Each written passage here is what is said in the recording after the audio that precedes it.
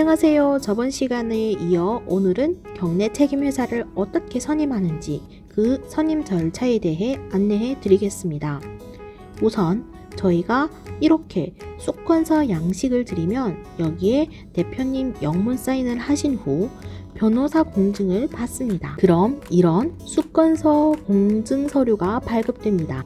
하지만 해외에서 사용하는 서류기에 본 공증 서류에 먼저 외교부 인증을 받습니다. 외교부 인증을 받으면 이렇게 외교부 인증 스티커가 뒷면에 붙게 됩니다.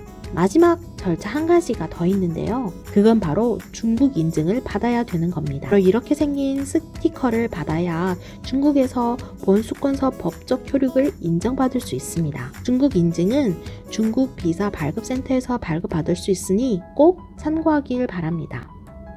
자, 이러면 바로 한국에서의 공증 작업이 끝난 겁니다.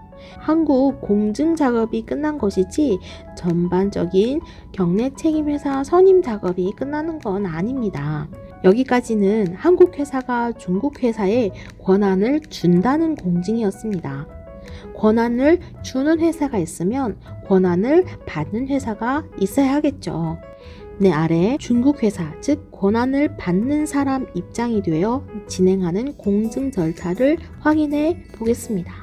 중국에서는 권한을 받는 사람이 입장이 되어서 주는 권한을 받겠다는 공증을 진행해야 합니다. 우리는 이걸 접수 수권 공증이라고 합니다. 공증 양식은 저희가 잘 이렇게 전달을 해드릴 겁니다. 그럼 중국 현지 법인 대표가 중국 현지 공증처에서 공증을 받으면 됩니다.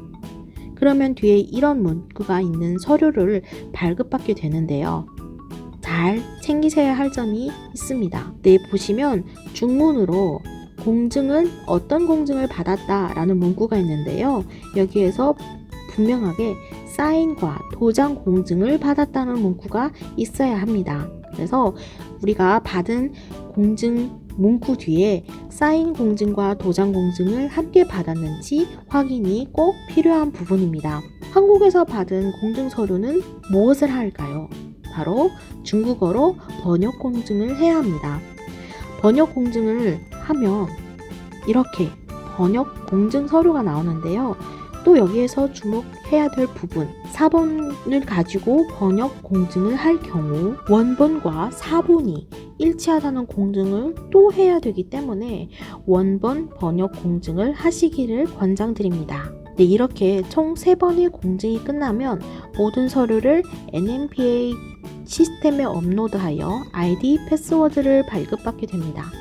정리를 해보면 첫 번째, 한국에서 해야 될 공증, 바로 변호사 공증입니다. 두 번째, 외교부 인증을 받습니다. 세 번째, 중국 인증을 받습니다. 한국 공증이 끝난 서류를 중국에 전달을 하면 중국에서는 첫 번째, 접수 수권 공증을 받습니다. 두 번째, 번역 공증을 받습니다. 이렇게 된 서류를 NMPA에 제출을 합니다. 이렇게 되면 경례 책임회사 선임 절차가 완료가 되게 되고 아이디 패스워드를 발급받게 됩니다.